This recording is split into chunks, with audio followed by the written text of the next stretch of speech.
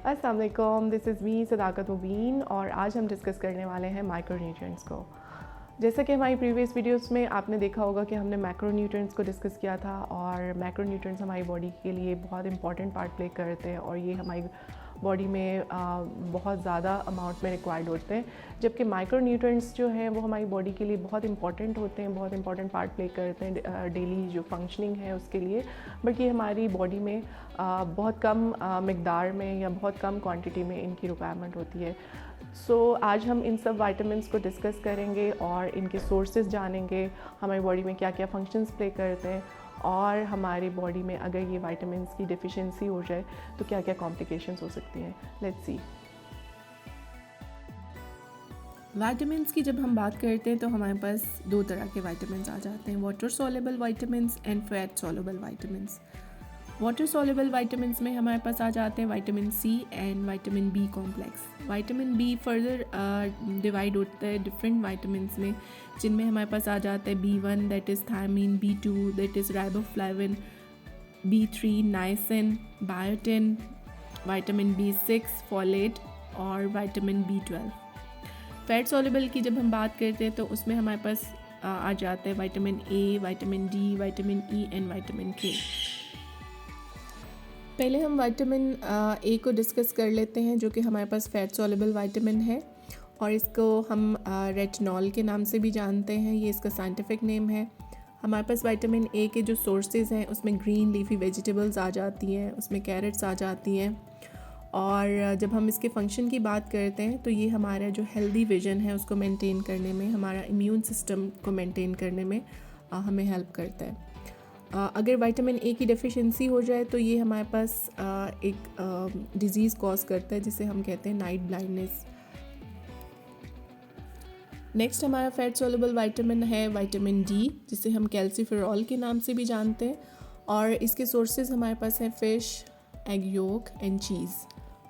और इसके फंक्शन की बात करें तो हमारे बोन की जो ग्रोथ है और बोन की जो फॉर्मेशन है उसमें ये अहम किरदार अदा करता है। और विटामिन डी की डेफिशिएंसी की वजह से हमारे पास कैल्शियम और फास्फोरस एब्जॉर्ब नहीं हो सकते। हमारे पास सबसे बड़ा सोर्स सन है विटामिन डी का।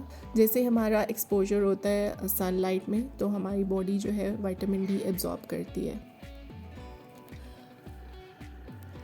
विटामिन डी की डेफिशिएंसी से आपकी हड्डियां कमज़ोर हो सकती हैं और इसके लिए हम एक साइंटिफिक टर्म यूज़ करते हैं दैट इज़ ऑस्टियोपोरोसिस। इसमें हड्डियां जो है वो आपकी भुड़ना शुरू हो जाती हैं क्योंकि विटामिन डी की डेफिशिएंसी की वजह से प्रॉपर कैल्शियम और फास्फोरस एब्जॉर्ब नहीं होता, तो आपकी बोन्स जो हैं वो वीक होना शुरू हो जाती हैं। नेक्स्ट हमारे पास विटामिन आ जाता है विटामिन ई और इसको हम टोकोफेरॉल के नाम से भी जानते हैं। इसका बेस्ट सोर्स हमारे पास है एलमंड्स, पीनट्स और सोयाबीन्स। इसके फंक्शंस की बात करें तो ये फैट एंटीऑक्सीडेंट भी है हमारे पास और ये हमारे इम्यून सिस्टम को बूस्ट करता है और हमारी सेल मेम्ब्रेन को मेंटेन करता है। विटामिन ई की डेफिशिएंसी से आपको एनीमिया हो सकता है, आपकी स्किन जो है वो ड्राई हो सकती है, रफ हो सकती है। लास्ट विटामिन हमारे पास आ जाता है विटामिन के और इसको फाइलोक्विनोन के नाम से भी जाना जाता है। इसके सोर्सेज में हमारे पास आ जाते हैं ग्रीन लीफी वेजिटेबल्स और फंक्शन की बात करें तो ये हमारी जो ब्लड क्लॉटिंग है उसको मेंटेन करता है और इसकी डेफिशिएंसी से हमें ब्रेन हेमरेज हो सकता है।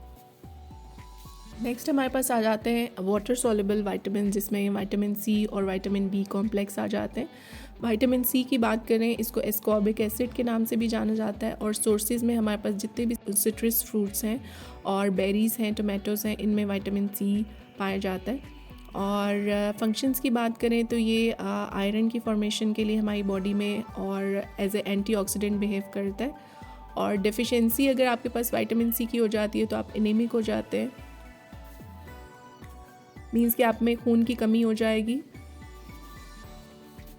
नेक्स्ट हमारे पास आ जाता है विटामिन बी और इसको हम साइंटिफिकली बी कॉम्प्लेक्स के नाम से भी जानते हैं। सोर्सेज में हमारे पास आ जाते हैं एनिमल और डेयरी प्रोडक्ट्स और इसके फंक्शंस की बात करें तो ये डीएनए रेप्लिकेशन और आरबीसीज रेड ब्लड सेल्स की प्रोडक्शन के लिए इम्पॉर्टेंट है। विटामिन बी कॉम्प्लेक्स अगर आप अपनी डेली की जो नीड है उसको पूरा नहीं करते तो आपकी जो बॉडी है और जो आपके मसल्स हैं उसमें वीकनेस आ जाती है। होपफुली आपको आज का हमारा वीडियो पसंद आया होगा। इंशाल्लाह फिर किसी वीडियो के साथ हाजिर होंगे। टिल देन, अल्लाह हाफ़िज़।